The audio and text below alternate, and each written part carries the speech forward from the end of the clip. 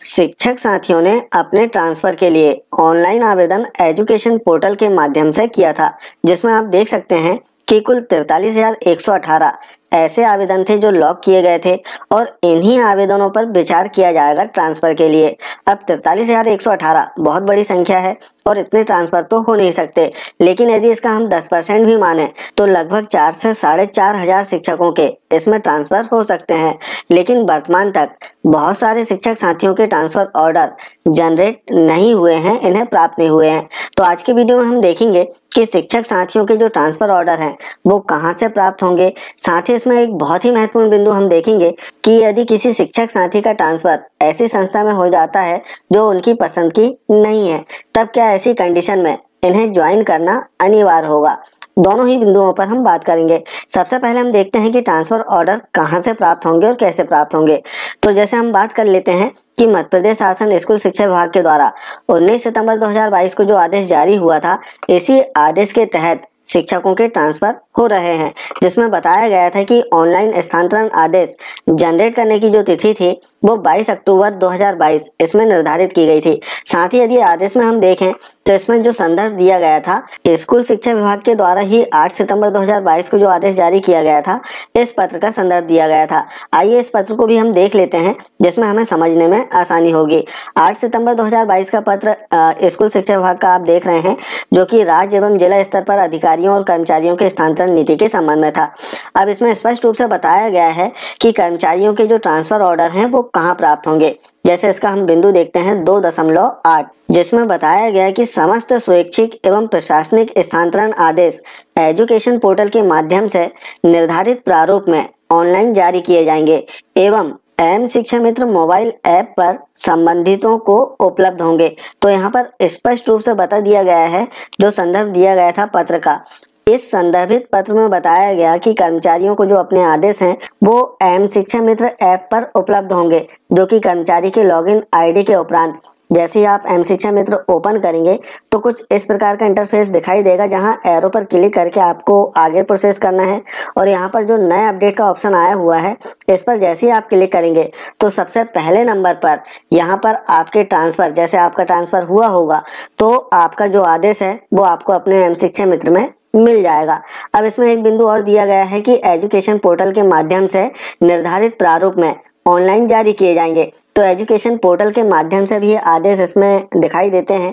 जैसे आप इसे ओपन करेंगे एजुकेशन पोर्टल और मेन मेनू पर क्लिक करने के उपरांत इसमें कर्मचारियों को रिलीव और ज्वाइन करने का जो ऑप्शन है, employee relieving and joining management, इस ऑप्शन को क्लिक करके संकुल के द्वारा कर्मचारियों को रिलीव या ज्वाइन कराया जाता है। तो इस ऑप्शन पर भी जो डीडीओ हैं वे अपने कर्मचारियों के ट्रांसफर ऑर्डर चेक कर सकते हैं, देख सकते हैं। लेकिन वर्तमान में यदि हम देखें तो ऑप्शन बंद है। इसमें जो ऑप्शन है, जैसे हम क्लिक करते हैं तो हम एजुकेशन पोर्टल के होम पेज पर आ जाते हैं। तो हो सकता है कि पब्लिक डोमेन में जो कर्मचारियों के ट्रांसफर ऑर्डर हैं वो अपलोड नहीं किए जाएं, क्योंकि इस ऑप्शन पर क्लिक करने के उपरांत आपको केवल यूनिक आईडी डालना रहता है कर्मचारियों की।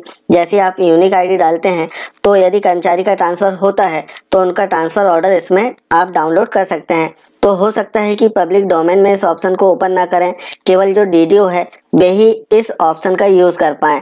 यदि पब्लिक डोमेन में ऑप्शन ओपन नहीं होता है तो आदेश में स्पष्ट रूप से बताया गया है कि कर्मचारी अपने एम शिक्षा मित्र ऐप पर अपना जो ट्रांसफर ऑर्डर है वो डाउनलोड कर सकते हैं। अब हम बात करते हैं दूसरे बिंदु पर कि यदि ट्रांसफर हो जाता है तब क्या ऐसी परिस्थिति में हमें ज्वाइन करना अनिवार्य होगा। तो इस संबंध में भी इसमें स्पष्ट रूप से बताया गया है। जैसे हम इसका बिंदु देखें, बिंदु क्रमांक 8, जिसमें बताया गया है कि पालन न होने की स्थिति में अनुशासनात्मक कार्रवाई, स्थानांतरण आदेश का बिना युक्ति संगत कारणों से पालन नहीं करने, बिना पूर्व अनुमति एवं स्वीकृति के अवकाश पर प्रस्थान करने वाले शासकीय सेवकों के विरुद्ध पृथक से अनुशासनात्मक कार्रवाई प्रारंभ की जाएगी। अर्थात इसमें स्पष्ट रूप से बताया गया कि ज्वाइन करना अनिवार्य होगा। इसके अतिरिक्त इसमें 9.1 जो बिंदु है, इसमें भी बताया गया कि स्वैच्छिक स्थानांतरण होने के उपरांत संबंधित लोक सेवक को नवीन पदस्थापना पर पदभार ग्रहण करना अनिवार्य होगा। समानता स्थानांतरण निरस्तीकरण संबंधी कोई आवेदन स्वीकार नहीं किए जाएंगे। अपरिहार्य परिस्थिति में इस संबंध में कारणों को दर्शाते हुए आदेश जारी दिनांक के 15 दिवस की समय अवधि में एजुकेशन पोर्टल पर ऑनलाइन आवेदन प्रस्तुत कर सकेंगे। ऐसे आवेदनों का निराकरण आवेदन दिनांक से 30 दिवस की समय अवधि में आयुक्त लोक शिक्षण द्वारा किया जाएगा। तो इसमें बताया गया है कि अपरिहार्य परिस्थिति में, जैसे हम मान लेते हैं अभी आदेश हुआ है कि कर्मचारियों की जो ट्रांसफर हैं वो सीएम राइज स्कूल या फिर मॉडल स्कूल या फिर एक्सीलेंस स्कूल में नहीं होंगे, और यदि ऐसी शालाओं में ट्रांसफर हो जाते हैं तब इसके लिए कर्मचारी को ऑनलाइन आवेदन करना होगा, और इसका जो निराकरण है 30 दिवस की समय अवधि में आयुक्त लोक शिक्षण के द्वारा किया जाएगा। तो आदेश में हम देखें यदि कर्मचारी का ट्रांसफर होता है तो इन्हें ज्वाइन करना अनिवार्य होगा। इस प्रकार से कर्मचारी बिल्कुल भी परेशान ना हो, असमंजस की स्थिति में ना आए।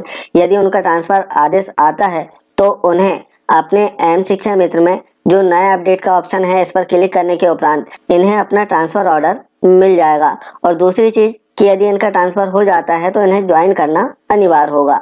A3 ट्रांसफर ऑर्डर डाउनलोड करने एवं ज्वाइन करने संबंधी एक महत्वपूर्ण जानकारी।